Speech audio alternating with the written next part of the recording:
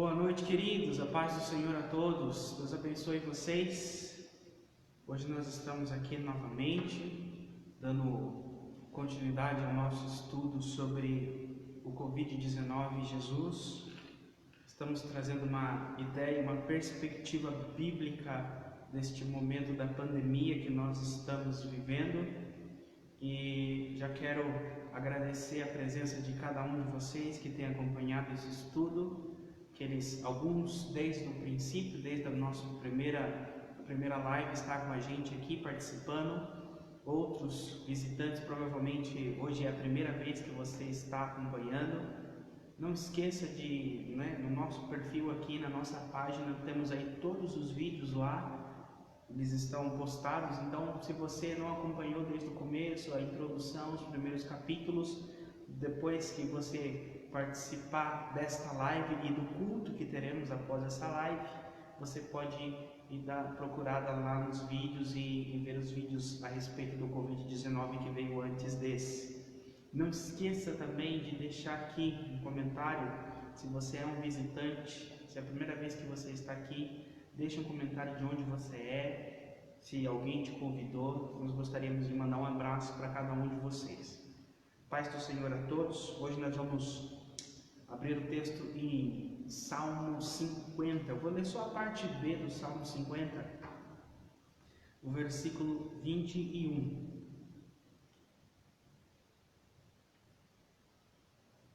Salmo 50, 21. A parte B do versículo diz assim: Você pensa que eu sou como você? Somente essa parte do versículo 21 do Salmo 50, parte B. Você pensa que eu sou como você? É Deus falando aqui, tá? É a voz de Deus. E Deus está fazendo uma pergunta para cada um de nós através do salmista. E a pergunta que Deus faz é: você pensa que eu sou como você? Uma grande falha da humanidade, uma grande falha dos homens é não identificar Deus, é não enxergar a diferença de Deus da humanidade. A nossa maior dificuldade é pensarmos que Deus é semelhante a nós, que Deus deveria agir em situações da mesma forma que nós agiríamos, ou da mesma forma que a nossos olhos seria correto agir. E aí então nós colocamos Deus dentro do nosso padrão e dentro da nossa perspectiva. E quando Deus não se encaixa, nós tendemos a nos irar contra Deus, tendemos a discordar de Deus e tratar Deus como, vamos dizer assim, como simplesmente um homem comum. Alguns escritores usam essa palavra como teodiceia, que significa colocar Deus no banco dos réus. É deixar de ser julgado por Deus e pela palavra de Deus e passar a julgar a Deus.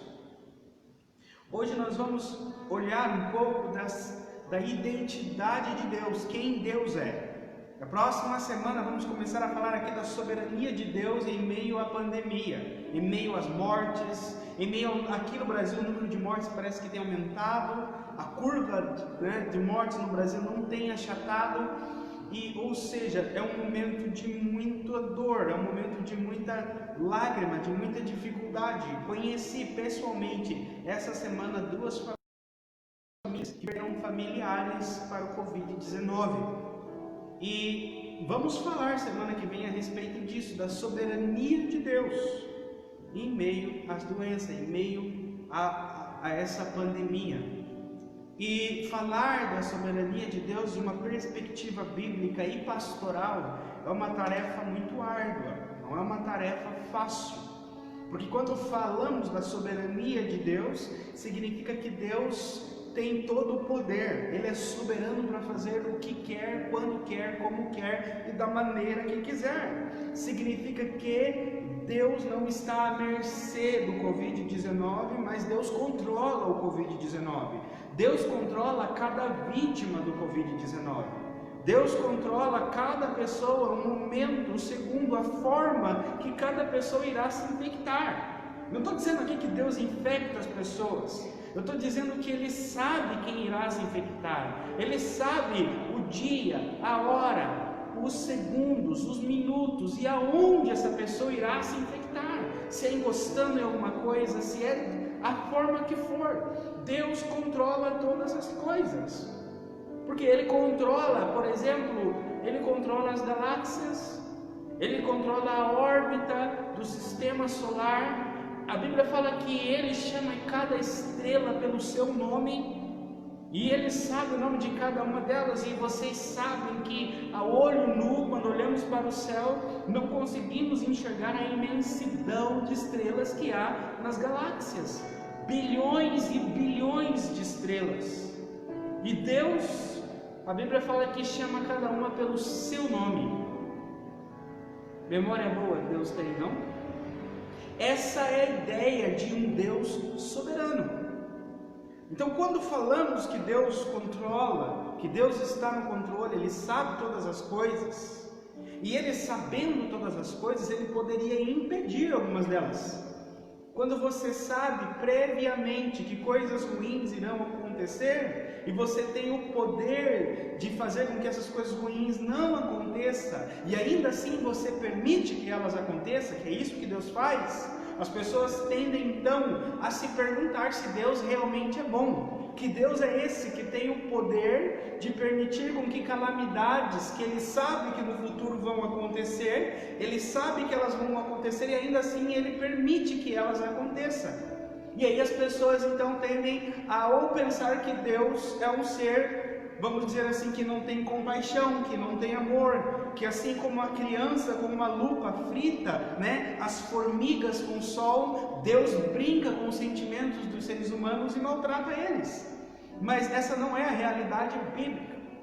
Outros, eles vão para o outro lado, dizendo não, que Deus sabe o que vai acontecer, Deus sabe quem irá se infectar, Deus sabe as calamidades que vão acontecer, Ele só não faz nada porque Ele não pode. Então, de qualquer forma, não é essa a realidade bíblica também. Deus não é um Deus que só enxerga os nossos problemas, as calamidades, Ele não tem poder para agir. E Ele também não é um Deus que não sabe. Por exemplo, Deus está lá no céu, igual o Ministério da Saúde está aqui na terra, desesperado, procurando um sistema para identificar o número de mortes, para identificar o número de pessoas. Por quê? Porque o homem está perdido. O céu não está assim. Nós não somos um grupo de pessoas que crê dessa forma. Então, antes de nós entrarmos a fundo e falar como que a soberania de Deus, o controle de Deus se encaixa e responde às nossas necessidades de uma forma amorosa, carinhosa e cuidadosa, nós precisamos então falar um pouco da identidade de Deus. Antes de falar por que Deus age de tal forma e por que Ele deixa de agir de alguma forma, nós precisamos falar do próprio Deus, quem Deus é. Por quê? Porque Deus, todos nós temos um padrão, não temos? Qual que é o nosso padrão de conduta? Falando de justiça, nós temos uma Constituição, escrita por juristas e por homens, e nós andamos e agimos segundo esse padrão, essa Constituição. Então, quando nós, vamos dizer assim, pisamos fora da linha, nós somos julgados de acordo com a Constituição. Se é dentro, de um comércio, nós temos lá a lei do consumidor. E por aí vai, nós temos, se é em relação aos adolescentes e às crianças, nós temos o que? O ECA, o Estatuto da Criança e do Adolescente. Então, quando nós saímos fora da linha, nós temos esses livros, essas leis que apontam aonde nós escorregamos, aonde erramos e para onde temos que voltar. Ou seja, esses livros são padrões do que é certo para nós, do que é justo, do que é correto. Agora eu pergunto para você, se Deus pisa fora da linha, qual é o padrão de Deus? A forma que Deus trata uma criança ou adolescente, Deus tem que ser julgado pelo ECA? Forma que Deus cuida dos comerciantes, respondendo orações, enviando clientes e por aí vai. Deus é tratado pelo Código do Consumidor. Quando alguém está insatisfeito com Deus, manda uma notificação para o PROCON. Então, qual é o padrão que nós olhamos a ação de Deus? Nenhum padrão humano pode olhar as ações de Deus. Deus não pode ser julgado por nenhum padrão humano, porque todos os padrões humanos são falhos. Os padrões humanos são finitos e não podem julgar e padronizar um Deus eterno. Como assim, pastor? Olha, pense comigo. Todos os nossos livros, as nossas leis, eles foram escritos por homens e eles são de tempo em tempo revisados. De tempo em tempo eles precisam reunir-se, discutir a sociedade novamente, discutir o contexto social e discutir a adaptação das leis. Sim ou não?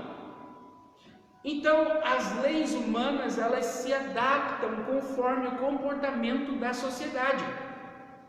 Porque a sociedade, ela é o que? Mutável, ela muda. Agora, nós não podemos usar um código de lei imutável para julgar um Deus imutável, um Deus eterno. Ele não muda. Então, para julgar um Deus imutável, é necessário um código de conduta do que é certo e do que é errado imutável. E aonde nós temos um código de conduta, de lei, do que é certo e do que é errado imutável para julgar um Deus imutável? Não existe. O único que é imutável é o próprio Deus. Por isso que a Bíblia fala que Deus age de tal forma, de certa forma, porque Ele não pode negar a si mesmo. Ele não pode negar a si mesmo. Então pense o seguinte: se Deus, a forma com que Deus age na soberania dele, Ele não está preocupado então com as nossas leis, com os nossos livros, com os nossos códigos de conduta. Ele está preocupado com o caráter dele, quem ele é, porque ele não pode negar quem ele é. Por exemplo, a Bíblia fala que Deus é o Deus da verdade. Deus, é impossível que Deus minta. A Bíblia fala. Significa que Deus não mente. Em hipótese alguma, em condição alguma. Não há circunstância que aperte Deus e o faça mentir. Por quê? Porque a essência dele, quem ele é verdade. Não significa que Deus contém a verdade, que ele é verdadeiro. Significa que ele é a verdade. Ou seja, o que é certo, o que é errado, você deve levar a Deus como padrão último do que é verdade, porque ele é a verdade. E já a Bíblia fala que Satanás, o Deus desse mundo, ele é o pai da mentira. Logo, a Bíblia já mostra a diferença, mostra como ele se exclui do outro. Por isso que Deus age dessa forma, de quem ele é. Então, rapidamente hoje, vamos falar da identidade de Deus, de quem Deus é. E vamos tocar 3 características da identidade de Deus. Deus é santo, Deus é justo e Deus é bom. Para a semana que vem falarmos da soberania sobre o Covid-19, um Deus que é soberano sobre o Covid-19. Na semana que vem nós vamos saber que esse Deus que é soberano é um Deus santo, justo e bom. Então é necessário hoje analisarmos qual é a substância da rocha ao qual nós estamos fundados. Ele é a nossa rocha. A palavra dele, eu venho dizendo aqui nos outros dias, que deve ser o nosso recurso último de esperança em meio ao desastre e ao desespero dessa pandemia. Enquanto ligamos a televisão e não sabemos o que esperar, o que ouvir, porque eles estão perdidos, nós vamos para a palavra de Deus e encontramos palavras firmes e verdadeiras, imutáveis.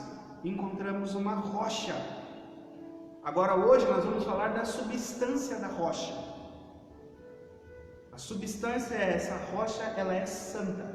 Agora santa, rapidamente eu vou dizer para vocês o termo bíblico para santa. Deus é santo, tem dois termos bíblicos para santo. Que Deus, ele é um Deus, primeira palavra, anote aí, imanente. I-M-A-N-E-N-T-E, imanente. Essa palavra significa que ele transcende. Significa que ele está num patamar superior. Significa que como ele não há outro. Imagine que todas as outras coisas, o ser humano foi criado, os animais foram criados, os anjos foram criados, os arcanjos foram criados, tudo o resto foi criado. Agora Deus não foi criado por ninguém, Deus sempre existiu. Logo isso faz dele ser santo, isso transcende ele da criação. Ele é um ser que não há outro como ele, não tem como comparar a Deus. Rapidamente, quando Jesus estava com os discípulos e veio uma tempestade sobre o barco onde eles estavam, fala que Jesus estava dormindo no barco e os discípulos se desesperaram, com medo de afundar no barco. E aí então eles vêm e acordam Jesus dizendo: mestre, não importa que morramos. E aí então Jesus vê que eles eram homens de pouca fé. Jesus vai até a proa do barco e ele acalma a tempestade. Ele diz: vento, aquieta-te. E a Bíblia fala que então o vento aquietou e a tempestade parou e se fez completa bonança. Ou seja, se tornou em paz. A paz veio sobre aquele mar tempestuoso, o mar da Galileia. Quando os discípulos viram que o vento e a tempestade obedeceram ao comando que saiu da boca de Jesus, eles ficaram amedrontados, aterrorizados. E Pedro, se não me falha a memória, diz: quem é esse que até o vento e o mar obedece? Você já deve ter ouvido uma pregação sobre isso, você já deve ter ouvido alguém falar essas palavras de Pedro: quem é esse que até o vento e o mar obedece? Essa palavra, essa pergunta leva à imanência que eu falei. Quem é esse? Significa que na criação, em tudo que é conhecido, não há outro como ele. Quem é esse? Da onde ele veio? Ele transcende tudo. Então isso significa que Deus é santo. Então essa é a primeira característica do Deus que é soberano sobre a Covid-19. Alguns dizem que essa doença foi criada no laboratório, outros não acreditam, mas a ideia é que Deus está num patamar acima de qualquer vírus, acima de qualquer doença, porque Ele é santo. Santo. E aí, santo, como eu disse, são dois. Ele pode ser, tanto imanente, que só Deus é, e depois vem com a ideia de pureza. Deus é puro.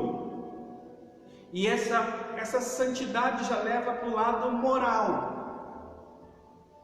Deus, Ele é verdadeiro, Ele é puro, Ele é santo.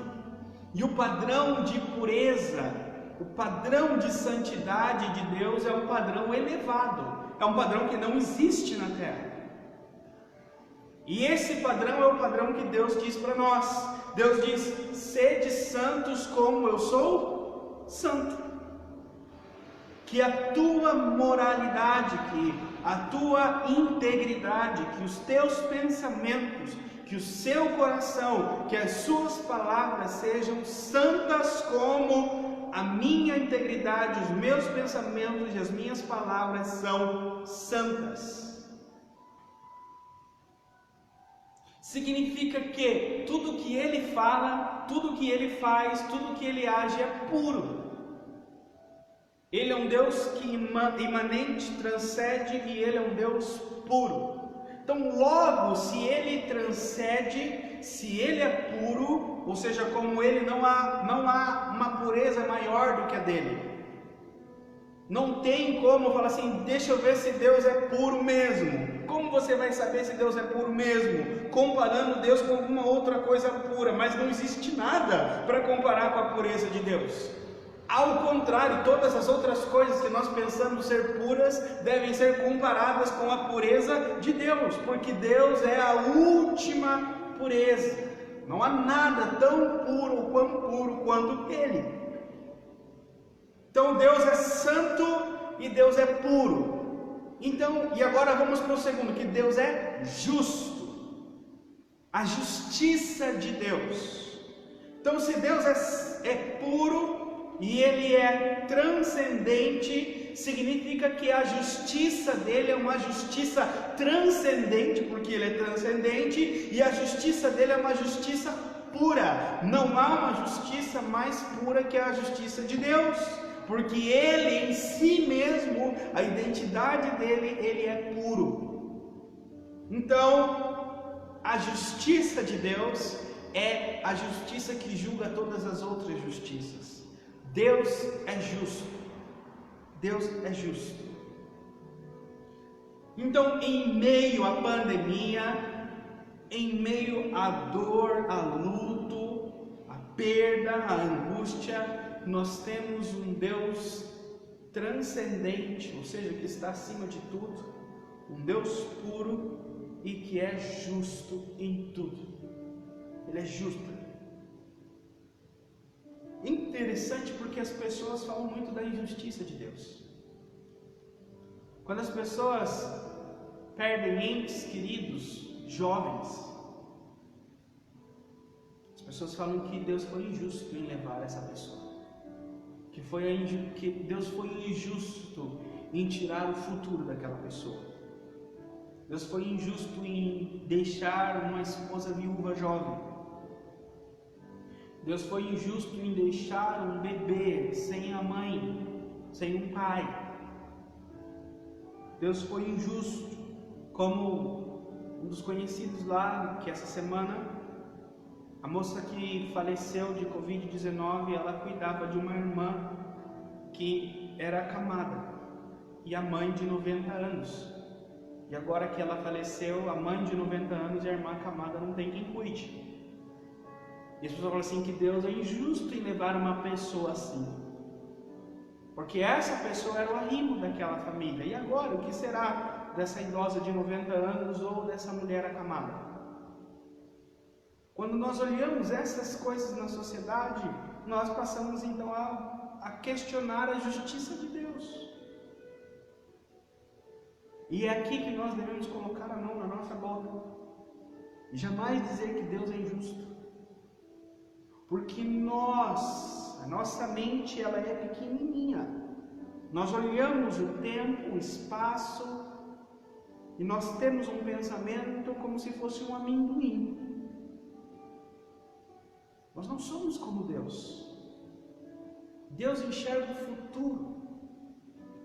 Deus enxerga cada necessidade. Nós olhamos às vezes uma família como essa, como uma idosa e uma mulher acamada, e nós pensamos em 30, 40, 50, 100 necessidades que essa família tem e precisa de alguém. Deus é um Deus que olha e vê cada necessidade do presente e do futuro. Então nós olhamos sem necessidade, mas nós não sabemos das necessidades de amanhã, e Deus sabe.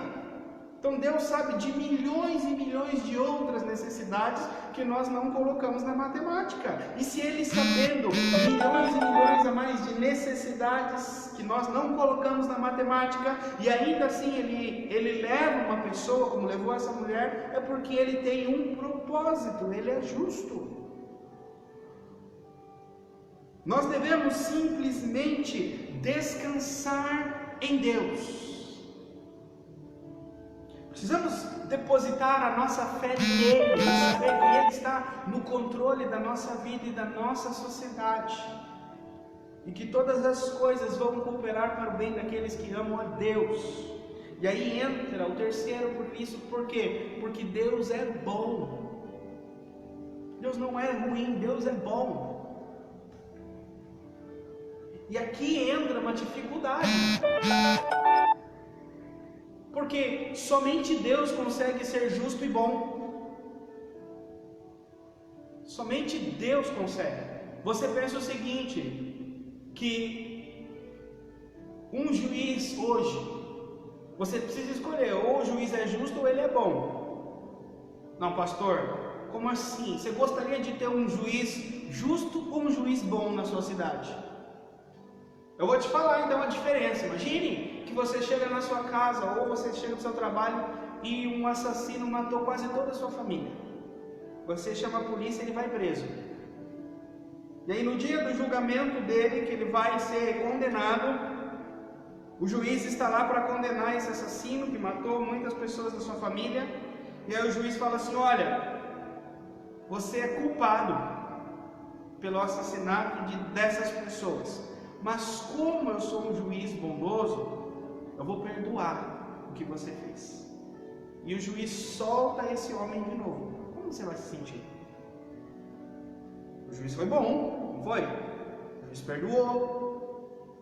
Não, eu quero. Aí a gente fala: não, eu não quero um juiz assim. Eu quero um juiz justo.